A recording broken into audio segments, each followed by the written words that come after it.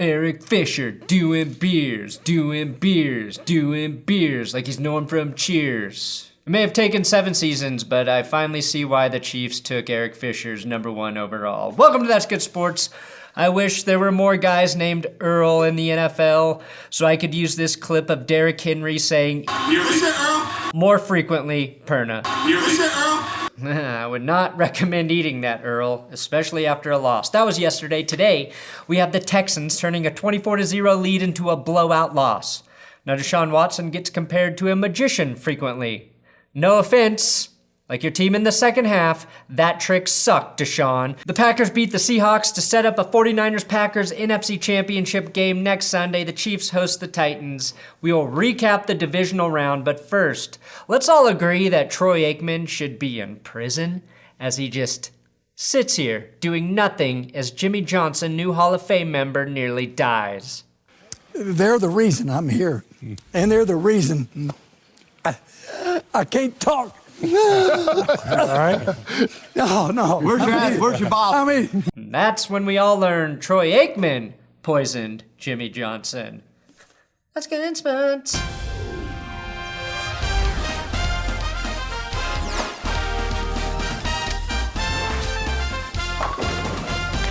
If you would like more football videos every day, subscribe here. I do have Big Dick Patreon shoutouts for Jordan Van Western, Devontae Rivera, Bad News Brendan.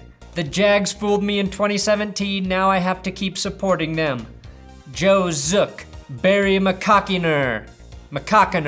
Don't even know if that's the real Sports Talk Barry, but it could be. Benji Yag, and Sad Bucks fan. Thank you so much for your donations. You can support this channel, patreon.com/thatsgoodsports.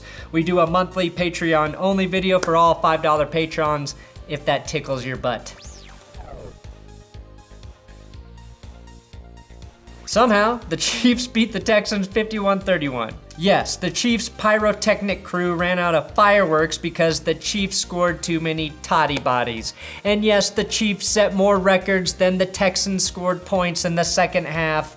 And to torture Texans fans, I will read these records while your only first quarter highlights play, Houston. The Chiefs became the first team in postseason history to score 41 consecutive points after falling behind by at least 20.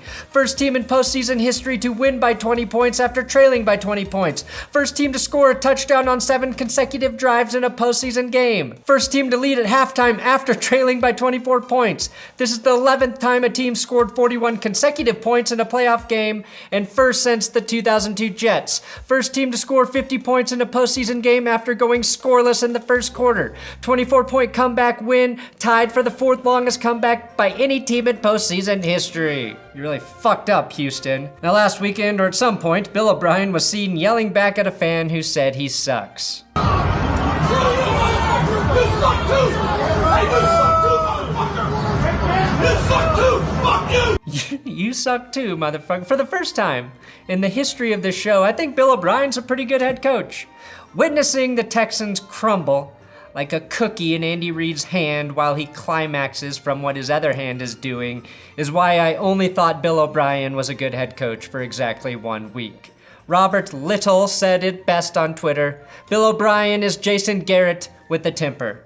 Now the Chiefs couldn't do anything offensively to start the game. Travis Kelce was dropping passes, everybody was dropping passes, Mahomes was tossing it behind guys, and they couldn't even get punts off as the Texans blocked Dustin Colquitt's punt and returned it for a touchdown to take a 14-0 lead, all before Andy Reid could use 2 first-quarter timeouts. Special teams were cursed in this game. Tyreek Hill muffed a punt on the 6-yard line. Although I guess when choking is literally in your DNA, there's nothing you can do about that. Besides all of the times, though, in American history, that was the worst start for Chiefs I can remember.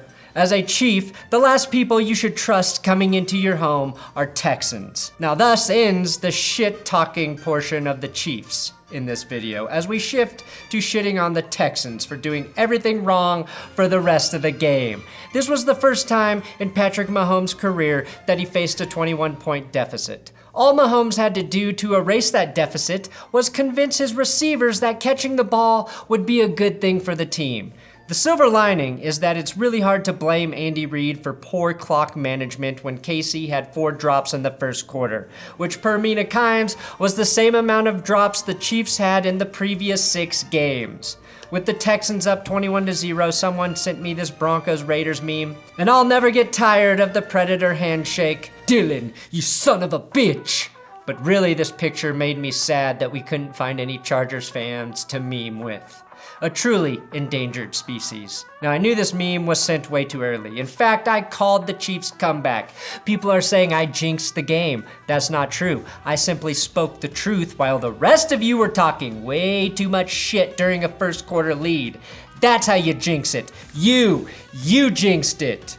Just like the Night King Mahomes mimicked, you thought Kansas City was dead. I'm fucking Bran Stark of House Perna, so of course I saw that shit coming. And don't worry, I know a king who can stop the Night King. Now, it was a big kick return by McCole Hardman that changed the game and kept in theme of special teams ruining everything for both sides. That one play gave the Chiefs offense confidence to start catching the football, and Damien Williams scattered his way into the end zone to give Kansas City fans hope for the first time, even though one had already left. I'm out of here. I'm out here so we get the second half comeback going. Hopefully. Can't do it. Gotta leave, man. It's the only hope. Bill O'Brien, having no feeling for what dictates the momentum in an all-special teams blunderous game, tried a fake punt, which was stopped faster than a Tyreek Hill police investigation. That paved the way for Travis Kelce to get pass interfered into the red zone and then score the ensuing touchdown. The Chiefs were able to score 3 touchdowns in 3 minutes and 24 seconds because Houston coughed up the ball on the next kickoff. You can't make this shit up. This game went from being a blowout to drunk in 3 minutes. Just like a girl at her first college party. Now, Travis Kelce again, the uncovered man, helped the Chiefs go down from 24 to down 3 in those 3.5 minutes. I checked the math, and it doesn't make any fucking sense. Watching the Chiefs eviscerate a 24-point lead was challenging, but I finished. Like when you select a video in Pornhub because the girl is hot, but the man she's with has a penis that reminds you of your grandpa. Patrick Mahomes threw his 4th touchdown of the quarter to tie Doug Williams as the only player to accomplish that in the postseason. Williams did that in Super Bowl 22 against a team we shall not name. A Chiefs and a Redskins quarterback are the only guys to throw 4 TDs in a quarter in the postseason. Talk about 2 guys that have no reservations to take chances through the air. 3 of Mahomes' touchdowns were 8-inch throws to Travis Kelce. Doug Williams, of course, threw real touchdowns. Now, the easiest part of firing Bill O'Brien is that the Texans won't have to get their GM on board with the decision. The second half for the Chiefs was a slaughter. If the first quarter was all of American history for the Texans, the rest of the game was the Battle of Little Bighorn. An unlikely win in the middle of nowhere for the home unit defending their territory from foreign invaders. Damien Williams rushed for 2 booger gimbals to give Kansas City a 41-24 lead. Now, DeAndre Hopkins and Travis Kelce were both fighting through injuries to be on the field in the second half, and Will Fuller reeled in a 39-yard pass to set up a Deshuan Watson rushing touchdown.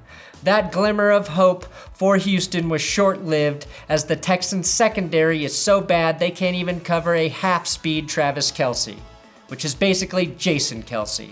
Mahomes finished with 321 passing yards, 5 touchdowns, and as the Chiefs' leading rusher with 53 yards, the Texans' D gave up 7 straight touchdowns. You know it's bad when Blake Bell is catching touchdown passes for the Chiefs. Hi, I'm Blake Bell. I even caught a tutty today.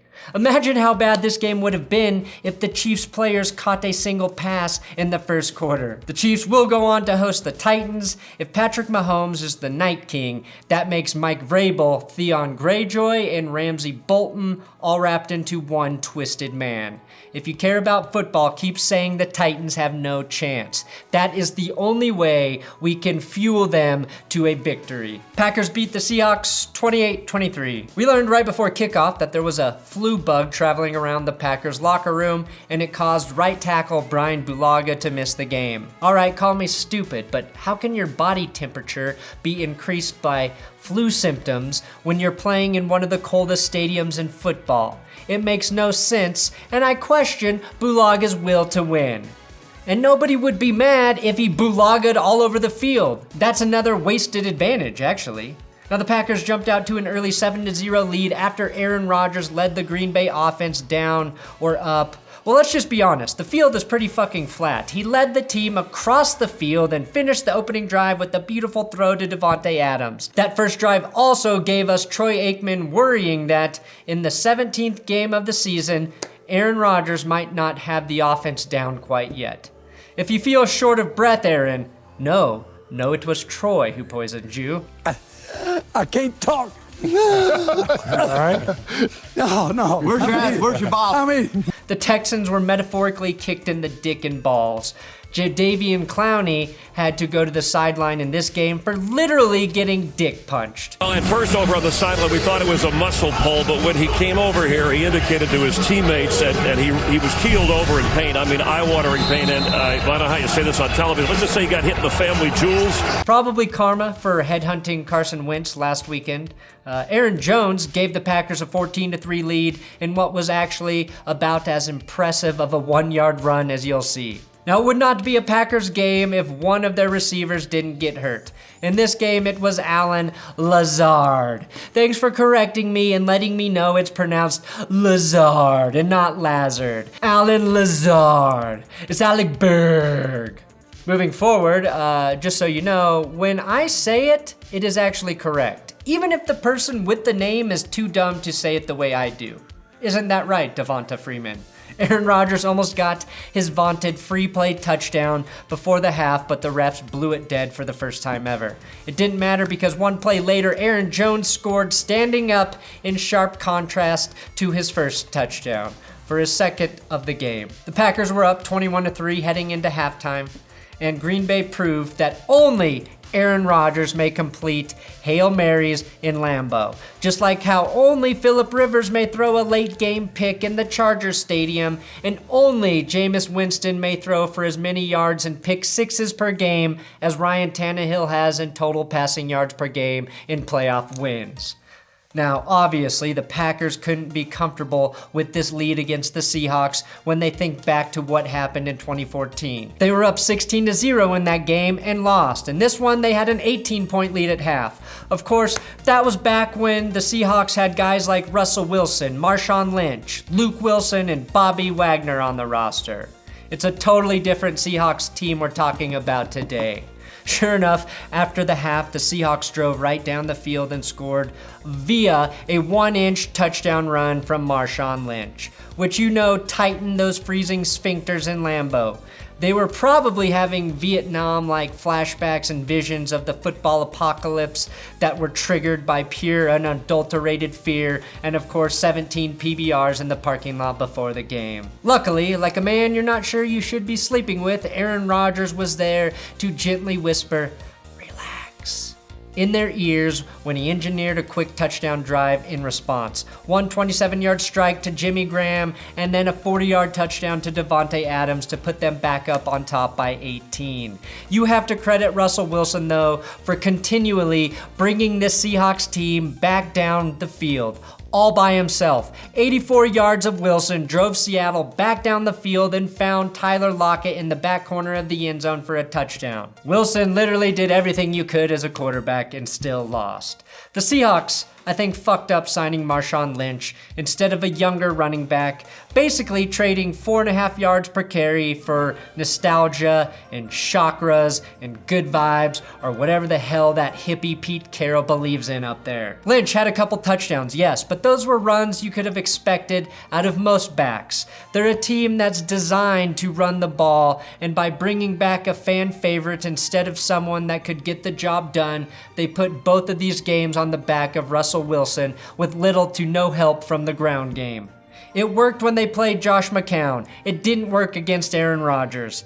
and Russell Wilson had to be the air and ground game, leading his team with 64 yards in this one. He, Jackson, and Mahomes all led their teams in rushing this weekend. Now, the team that actually needed Lynch and his ability to always pick up 1 yard was it was the Ravens. Wilson did his magic and led the Seahawks down for another 1 yard Marshawn Lynch touchdown that got the Aqua Birds within 5, but Aaron Rodgers called the audible.